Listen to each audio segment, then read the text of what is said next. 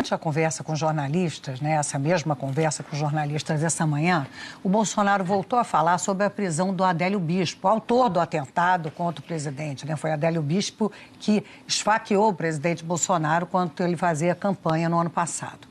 Ainda no ano passado, o juiz Bruno Savino, da Terceira Vara da Justiça Federal em Juiz de Fora, decidiu que Adélio não poderia ser punido criminalmente porque sofre de transtorno delirante persistente.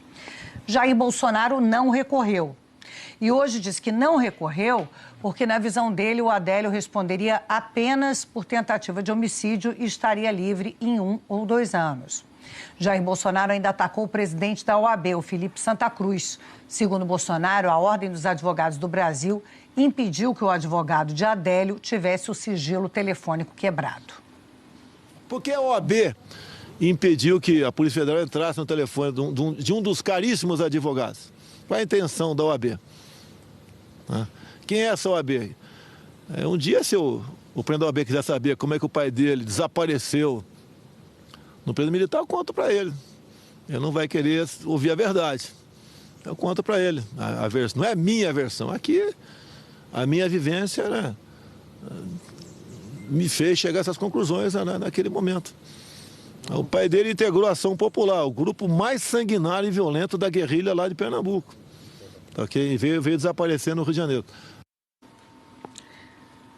Fernando Augusto de Santa Cruz Oliveira, pai do presidente da OAB, a quem o presidente Bolsonaro se referiu, atuou no movimento estudantil e participou da Juventude Universitária Católica, um movimento da igreja reconhecido pela hierarquia eclesiástica, e depois integrou a Ação Popular, uma organização de esquerda contrária ao regime.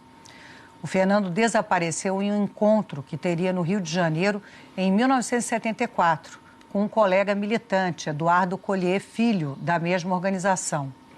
Segundo o livro Direito à Memória e à Verdade, produzido pelo governo federal, Fernando e o colega foram presos juntos em Copacabana por agentes do DOI-CORD, do Rio de Janeiro, em 23 de fevereiro daquele ano.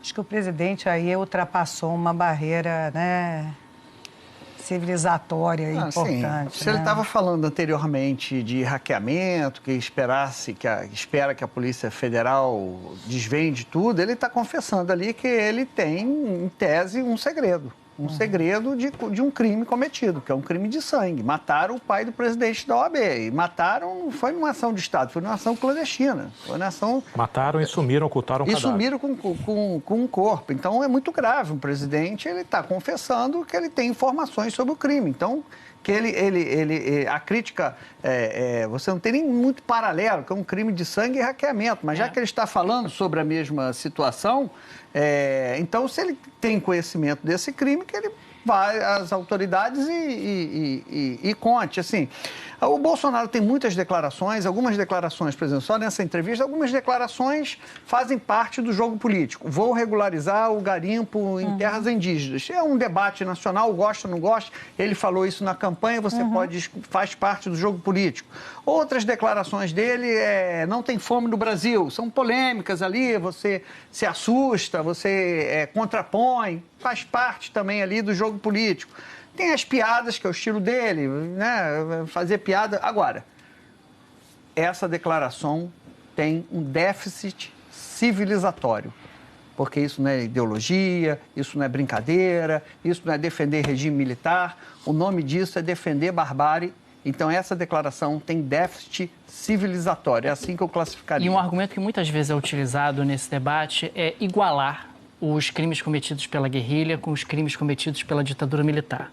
Isso não é igualável, porque se a guerrilha comete um crime, você chama o Estado para te defender. Se o Estado comete um crime contra você, você chama quem? O Estado não tem o direito de se igualar àqueles que o combatem ou àqueles que cometem crimes contra uma determinada sociedade. Isso não é igualável. O Estado tem que estar acima disso e proteger a sociedade, inclusive, daqueles que cometem crimes contra a própria sociedade. Sim, Val. Maria, eu acho que falta ao presidente da República, com licença ao próprio presidente da República pedindo agora, a compreensão para o papel que ele exerce hoje. Ele é o presidente da República. ele tem todo o direito de se manifestar, ali, a manifestar a sua indignação sobre como se transcorreu o processo contra o Adélio. Mas foi um processo investigado pela Polícia Federal, foi julgado, pode até se indignar, mas aconteceu, está ali, seguiu todas as regras. Agora, ele como presidente da República, quando ele externa o que ele fez hoje, acuando uma pessoa, que é o presidente do OAB, dizendo que, olha, você não vai gostar de saber a verdade sobre o desaparecimento do seu pai, é o presidente da República usando o peso do seu cargo, né, com segredos que ele parece conter. Ele até depois, a minha ilação, não sei como é que ele diz exatamente ali, mas é a minha compreensão. Mas parece que é o seguinte, eu sou o presidente da República, eu tenho um segredo e agora estou dizendo para você, olha, você não vai querer saber a verdade sobre o seu pai.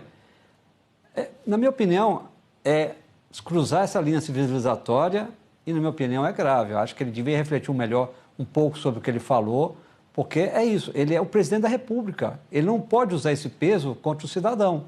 Ele tem toda a questão oficial para reclamar, mas não pode usar o peso do seu cargo contra o cidadão. E o presidente da OAB é um cidadão brasileiro. Eu acho que vale a pena comentar também do ponto de vista dos advogados, né? Porque a reclamação parece ter sido por insatisfação com relação ao processo que aconteceu. E mais do que isso, é um ataque à questão da advocacia. Eu acho que todo mundo tem direito de defesa. A OAB é pilar da democracia no Brasil. Eu acho que a gente, quando ataca a possibilidade do advogado defender o seu cliente, de você ter o devido processo legal, de você ter garantias fundamentais, você está atacando um princípio, você está atacando algo que impede, inclusive, o abuso de autoridade.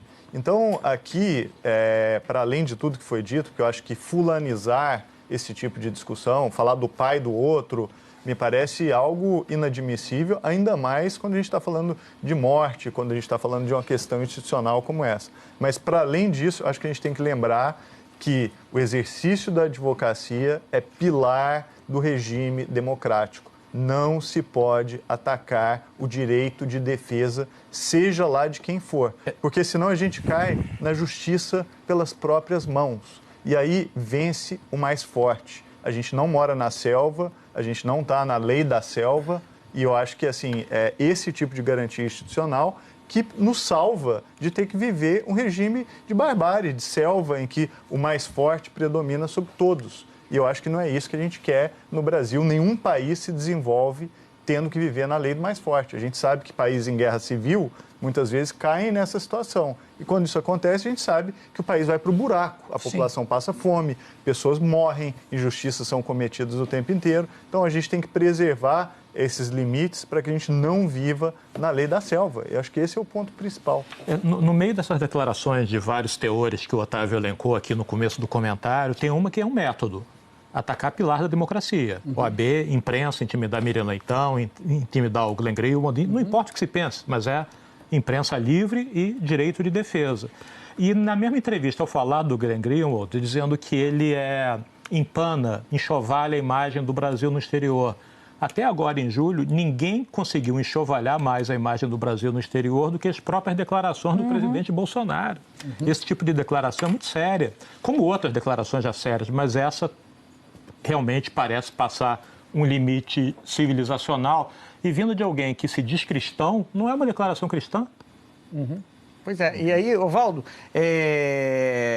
como eu disse, assim, quando eu disse que ele parece estar confessando saber um crime, ser detentor de um segredo, é porque a frase dele eu sei como o pai dele, e não o porquê o pai dele desapareceu. Porque o porquê, é grave, você né? teve até aquela... por quê? Porque estava no lado errado, você tem até uma retórica política. Estava no lado errado, quem entra para a guerrilha corre o risco, assume o risco de morrer, estavam numa guerra suja, os dois lados praticavam... Você pode ter até essa retórica. Mas quando diz, sabe como, o como é mecânica do crime. Ele falou claramente isso, né? E como ele, teoricamente, ele tem acesso a arquivos oficiais, será que ele teve acesso a arquivos oficiais, já sabia antes disso?